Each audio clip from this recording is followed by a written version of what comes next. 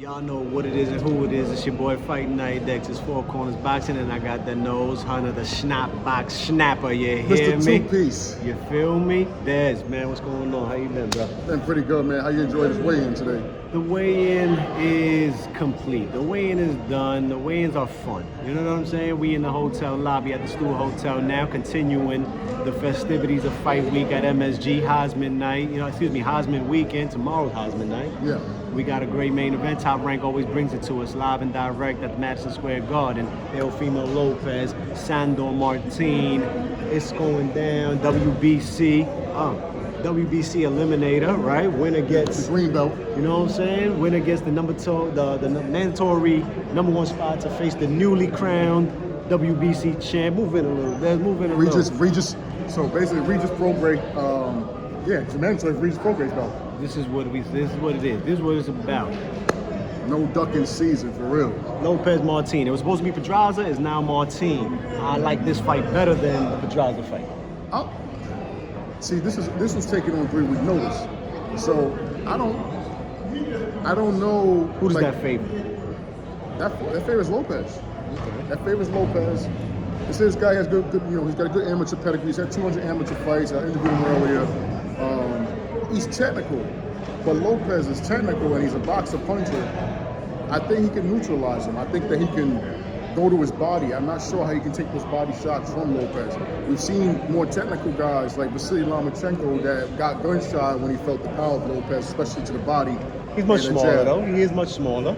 He's smaller, but he's more compact and his body's a lot more. It seems like a little bit more solid than Sandor, right? So Sandor's gonna have to outwork him, and that's the game. You have to outwork him. You can't sit there and try to just pick shots and everything. If you sit there and pick a shot with Lopez is gonna make it a short fight. Lopez he has good timing. He has good timing, and when he cracks hard.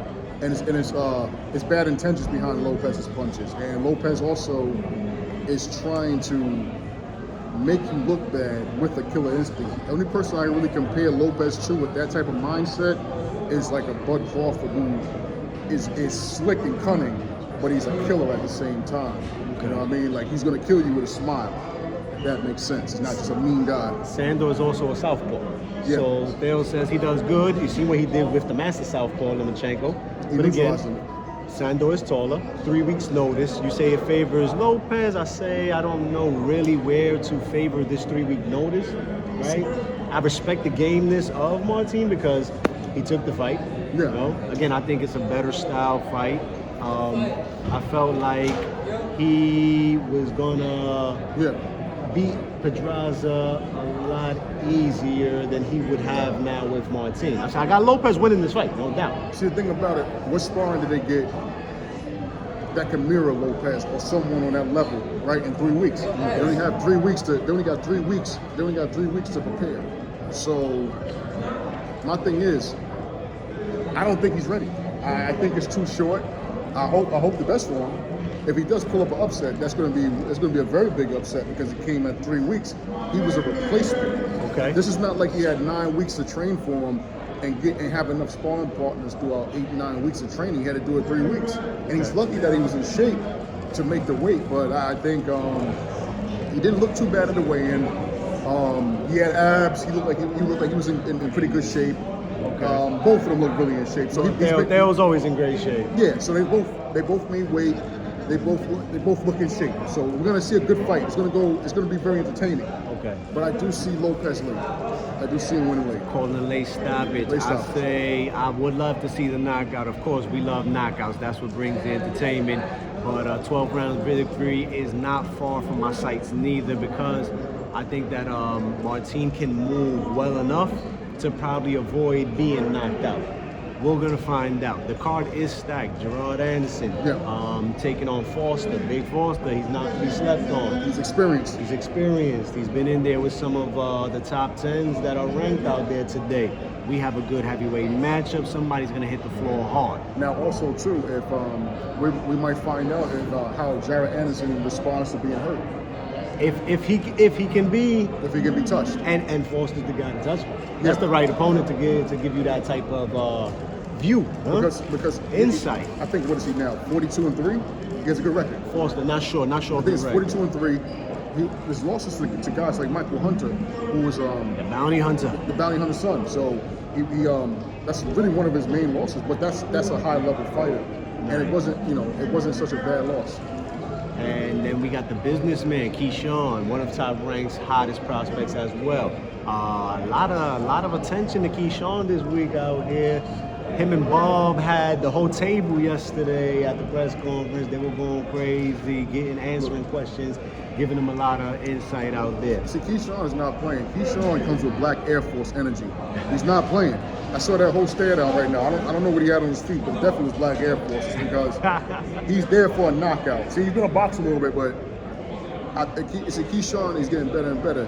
He's getting more experience, and he's smelling blood quicker. So I see a stoppage tomorrow. I see a few good combinations of stoppage. And then we have Xander Zayas also. Xander Zayas, young Puerto Rican high prospect, 154 pounds, looking to continue his hot streak and a busy year. These guys have been busy at Top Rank all year long. Puerto Rico. That's the proper matchup every time, huh? Especially at Madison Square Garden, huh? Xander Zayas, what do you see in Xander, man? I mean, he's an up-and-coming dude. Like I said, I got to see when he's over 10 fights. Okay. I got to see what he's made of, right? Like this guy, the opponent he's fighting. I don't know. I haven't really did too much homework on him. I really don't. I don't know how many dimensions he has, right? Anything can happen in boxing. Takes one shot. Takes one shot. We've seen that with Josue Vargas. You know what I mean? A good fighter, got clipped, got caught, and anybody can touch you. So we just got to see. We got to see tomorrow night. But it's going to be Puerto Rico versus Mexico with that fight. The house is going to be packed. Like I said, we got Fred Julan versus Mighty Joe. Okay. Mighty Joe Ward. Mighty Joe Ward trains New York City here.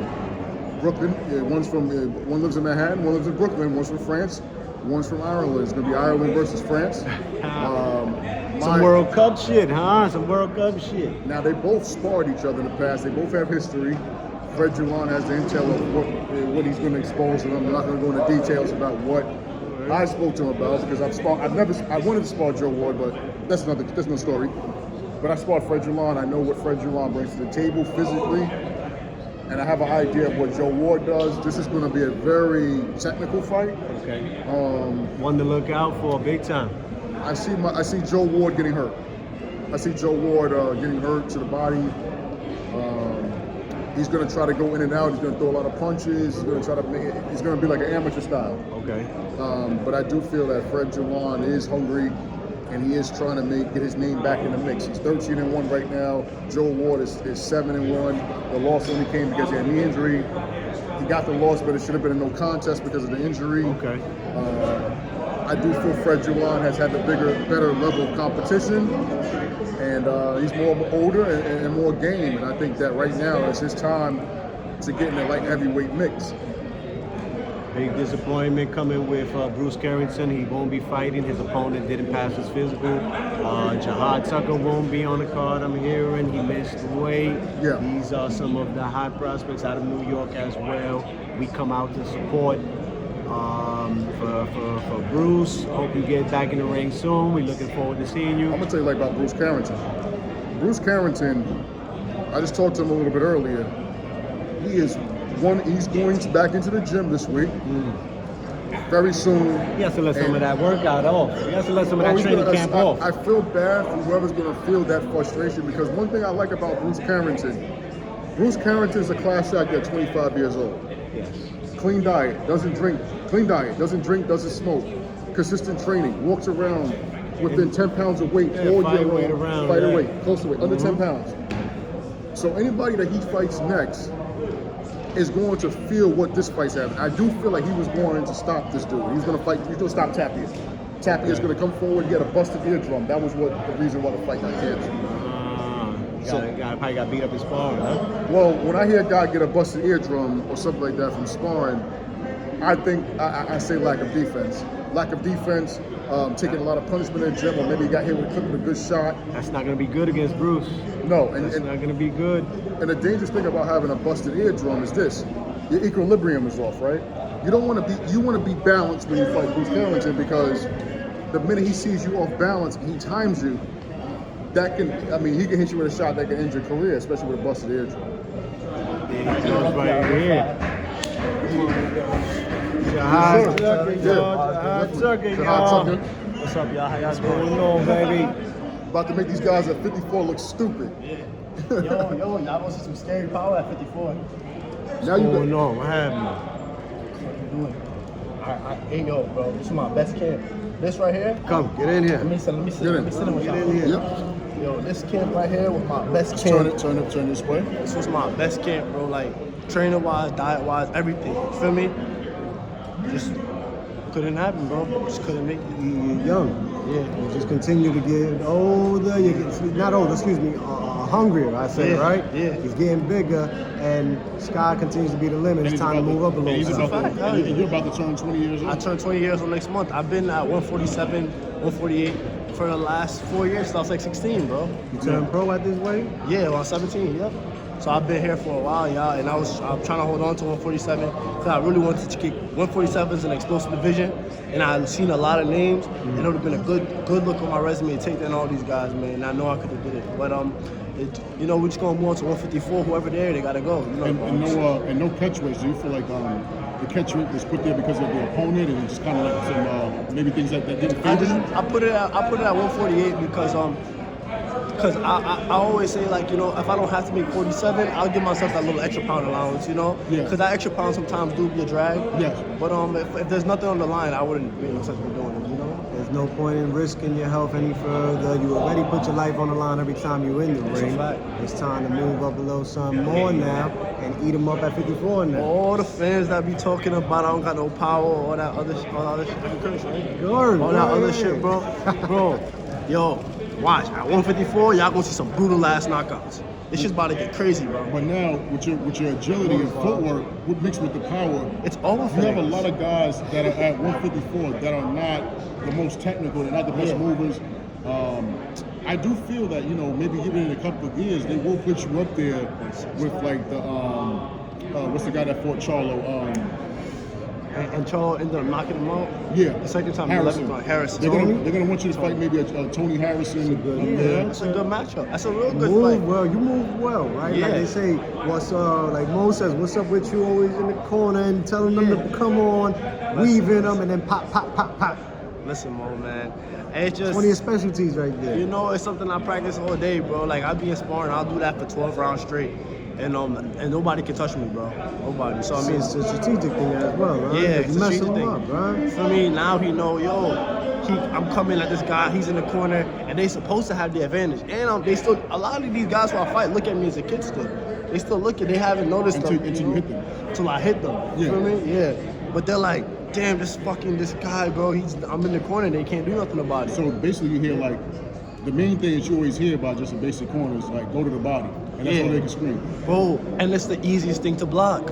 Cause now I know you're coming to the body. Now I'm gonna hit you for it. You feel me, bro? It's easy. Now, and now at 147 pounds, it seems like it's like a stalemate now. It's better to go to 54 because everybody wants to fight him. You got Charlo, Castano, you got all those guys at a high level with a lot of experience at 154. Yeah. You're seeing guys that in this generation now. You're the new generation, so now we're looking for the new 54 guys, right? Like, I got a couple of dudes at 54 that's tough right now, bro. You got Tremont Marshall. Yeah. That's my boy from DC. Yeah, 154. You feel me? What you call it? And it's gonna be a lot of dudes who just Xander Zayas. Yeah, 154. You feel me? So potentially that could be a fight we make a little bit down the line for something interesting. You dig what I'm trying to say? Easy match, good Easy match. match. you have the height. The good thing about it is that you're like what, 5'11". Yup, 6 foot now. 6 foot. So I'm about to okay, say. so you're probably still growing. Yeah, I'm still growing. So 6 feet tall is a good height because now you're going to be in the mix of like how Charlo and Harrison. They're 6 foot, 5'11", 6 foot. Yep. They both have power, and the cool thing about it is that it leaves you room for when you grow again to continue your career at 60. Have a middleweight title. Yeah, that'll be good too. That'd be real good, you know? Whichever weight class that title shot comes in, it's We're going to gonna be take ready. it, bro. Yeah. Bro, I don't care if I gotta go to heavyweight, bro. I'm getting that belt, bro. That's how it's What- gonna have to go. And the thing about it, you want a world title. You don't want an intercontinental belt. Bro, I don't want to, bro. It's not WWE, bro. I do not want an intercontinental belt, bro.